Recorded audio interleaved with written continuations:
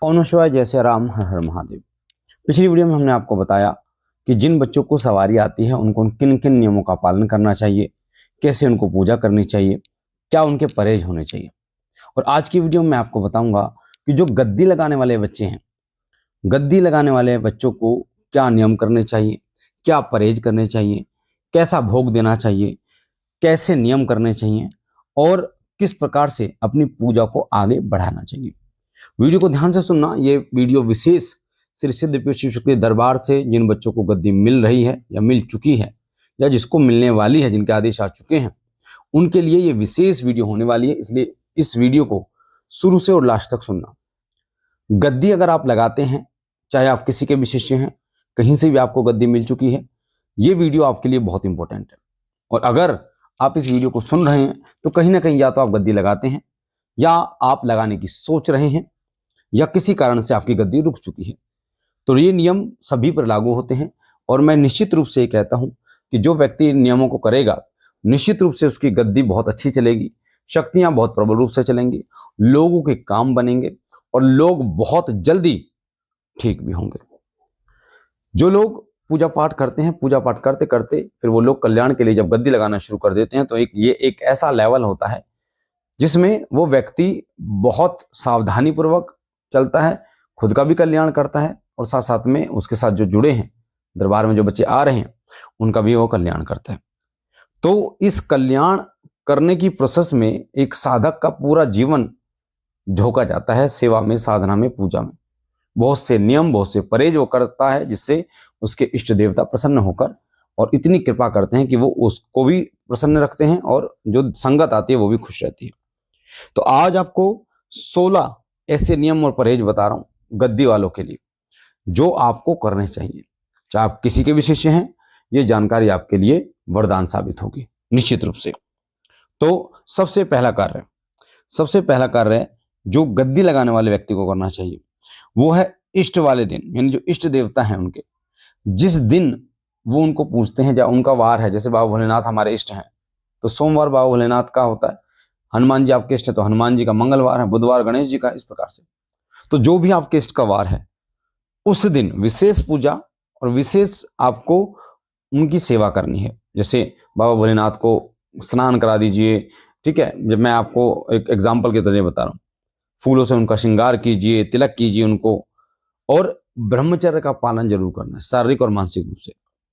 जिस दिन आपके इष्ट का वार होता है उस दिन आपको ब्रह्मचर्य का पालन करना है। इस चीज का विशेष रूप से बेटा ध्यान रखना है। वो दिन जरूर आप वीक में एक दिन जो आपके इष्ट का वार है उस दिन ब्रह्मचर्य का पालन करें। दूसरा नियम होता है व्रत जरूर करें। अब कई लोग कंफ्यूज रहते हैं इस बात में, गुरुजी व्रत कैसे करें। तो किसी भी देवता का व्रत करते हैं तो बेटा मीठे से करेंगे तो सबसे अच्छा है। दो तरीके से व्रत किए जाते हैं, एक तो मीठे से, एक समय भोजन करके, ठीक है। तो एक समय यानी कि शाम को भोजन करके। तो अगर आप मीठे से रखते हैं तो सर्वोपरि होता है। मीठे में सुबह संकल्प लेते हैं आप उस दिन के व्रत का, दोपहर को सुबह चाय पी सकते हैं, दोपहर को फलाहार करके शाम को फिर खाना आपको खाना होता है। और जो मीठे से रखते हैं उन्हें मीठी दही पराठा जो बिना नमक का, या फिर उनको हलवा या अन्य चीज जो खीर है वो खा सकते हैं। तो व्रत जरूर रखें जो भी आपके इष्ट का वार होता है। तीसरा नियम होता है गुरु मंत्र का हवन। बहुत इंपॉर्टेंट है। देखो, गुरु मंत्र किसी का शाबर मंत्र हो सकता है, किसी का वैदिक मंत्र हो सकता है जो इस वीडियो को सुन रहे हैं, किसी का बहुत बड़ा मंत्र हो सकता है, किसी का बहुत छोटा मंत्र हो सकता है। तो जैसे श्री सिद्धपीठ शक्ति धाम का मैंने आपको बताया एग्जाम्पल से, हम जो गुरु मंत्र देते हैं वो छोटा मंत्र होता है। और जैसे ओम नमः शिवाय मंत्र होता है, इतना बड़ा मंत्र होता है। और ये मंत्र जो मैंने आपको बता दिया छोटा मंत्र है। तो हफ्ते में 2 बार 3 माला का हवन हमारे जो शिष्य हैं दरबार के उनको जरूर करना चाहिए। और बाकी आपका जो गुरु मंत्र है वो आप देखिए जो वीडियो को सुन रहे हैं कि आपका मंत्र कितना बड़ा है। अगर शाबर मंत्र है ज्यादा बड़ा तो 1 माला पर्याप्त होगा। तो गुरु मंत्र का हवन सप्ताह में 2 बार जरूर करें। चौथा नियम होता है कि गुरु मंत्र का जप डेली होना चाहिए। कितना करना है? तो 21 माला सुबह, 21 माला शाम, जो हमारा गुरु मंत्र होता है छोटा, जो मैंने आपको पहले ही बता दिया। क्योंकि बड़ा गुरु मंत्र है तो बेटा 21 माला में बहुत, जैसे जंजीरा मंत्र है मान लीजिए, हनुमान जंजीरा, गोरक्ष जंजीरा, तो उस मंत्र में तो ये लगा लो आप कि 1 माला ही बड़ी पर्याप्त होती है। तो उसमें अगर आपका छोटा मंत्र है तो आप 21 माला, मैं अपने शिष्यों के एग्जाम्पल लेके चला हूं कि जो दरबार के शिष्य इस वीडियो को सुन रहे हैं, 21 माला सुबह शाम जरूर आपको करनी है। 5वां नियम होता है कि सहायक देवता जो आपके होते हैं बेटा, देखो सहायक देवता कौन होते हैं, ये मैंने अच्छे तरीके से वीडियो में बता रखा है।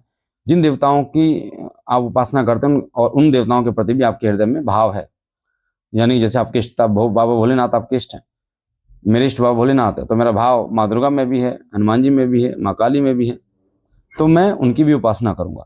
तो सहायक देवताओं का हवन सप्ताह में 2 बार जरूर करें, सुबह करें शाम करें, वो आपकी इच्छा वाली बात है।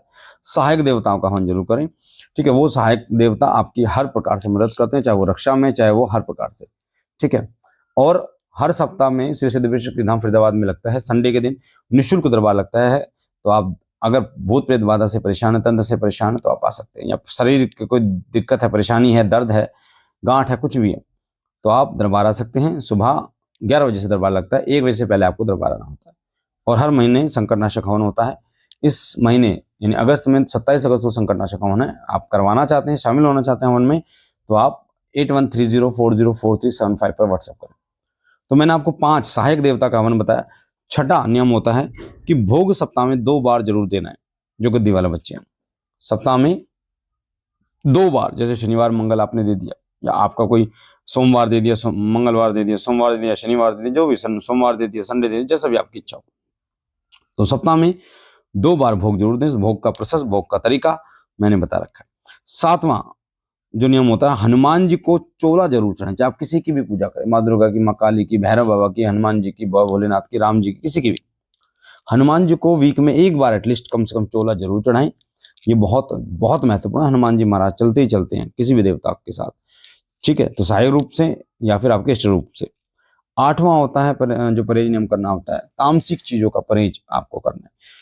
अगर ठाकुर जी की पूजा या आपके हृदय में है हनुमान जी की पूजा, तो आप लहसुन प्याज का परहेज करें। तामसिक चीजें बिल्कुल भी ना खाएं, मीट मांस मछली दारू बियर, इन चीजों का विशेष रूप से परहेज करें, नहीं तो शक्तियों पर प्रभाव नेगेटिव पड़ता है, ठीक है। और अगर कोई जोड़ दे तो फिर तो भी आपको नहीं लेना। 9वां जो नियम होता है वो है इष्ट के दरबार जरूर जाना है। वीक में जाओ या महीने में जाओ, एटलीस्ट महीने में तो जरूर जाओ बेटा। अगर पास है तो आप वीक जा सकते हैं, 1 हफ्ते में 2 बार जा सकते हैं, पर अपने इष्ट के दरबार जरूर जाए, क्योंकि उस दरबार से बहुत तीव्र शक्तियां आपके साथ जुड़ना शुरू हो जाती हैं जैसे जैसे दरबार जाते हैं। 10वां नियम होता है कि वीक में 1 बार, हफ्ते में 1 बार अखंड ज्योत जरूर जलाए बेटा। चाहे जो आपके इष्ट का दिन है उस दिन आप एक अखंड ज्योत जलाएं, चाहे आपकी इच्छा जिस जिस दिन आपके पास समय है, जैसा भी है, 1 बार अखंड ज्योत जरूर जलानी है आपको। 11वां नियम होता है कि महीने में कम से कम 2 बार साधना जरूर आपको करनी है। आप एक साधक हैं, गद्दी लगाते हैं, लोग कल्याण करते हैं, तो आपको महीने में 2 बार साधना जरूर करनी। चाहे आप 3 दिन की साधनाएं करें, हफ्ते की साधनाएं करें, 11 दिन की आप साधनाएं करें, पर आपको 2 साधनाएं जरूर करनी है। इस चीज का ध्यान रखिए, चाहे 1 दिवसीय साधना ही क्यों ना करें। 12वां नियम होता है कि गुरु के प्रति पूर्ण भाव रखें, श्रद्धा रखें। गुरु के प्रति आपके हृदय के अंदर निमित्त मात्र भी द्वेष नहीं आना चाहिए, ना ही गुरु के प्रति आपकी श्रद्धा में कमी आनी चाहिए, क्योंकि गुरु सर्वस्व होता है। भगवान भी गुरु को सबसे बड़ा बताते हैं। 13वां नियम होता है वीक में 1 बार बेटा मंत्र का भोग जरूर दें। मंत्र का भोग कैसे देते हैं इसके ऊपर पूरी वीडियो बना रखी है बेटा, ठीक है। और जितने हमारे शिष्य हैं गुरु शिष्य मीटिंग में उनको बताया भी गया है, मंत्र का भोग जरूर दें। और अगर किसको समझ में नहीं आता तो आप इस वीडियो के कमेंट में कमेंट करना, मैं ये वीडियो बना दूंगा कि मंत्र का भोग कैसे दिया जाता है। इसका बहुत गजब का प्रभाव पड़ता है और दिव्य शक्तियां बहुत तीव्र गति से जागृत होती हैं। 14वां नियम होता है कि गुरु का भोग जरूर दे बेटा। गुरु का भोग का मतलब ये नहीं है कि आपके जो देहधारी गुरु हैं उनके नाम से भोग दे। गुरु का मतलब होता है ओम गुरुवे नमः। देखो, ओम गुरुवे नमः 3 बार बोलकर आप भोग दे दें अग्नि में या जहां भी, क्योंकि गुरु तत्व जो है वो सभी में विराजमान होता है और हम उसी गुरु तत्व को नमन करते हैं जो बाबा भोलेनाथ का तत्व है। तो ओम गुरुवे नमः बोल के कम से कम 2 लोगों का भोग जरूर दे, 3 बार बोलकर।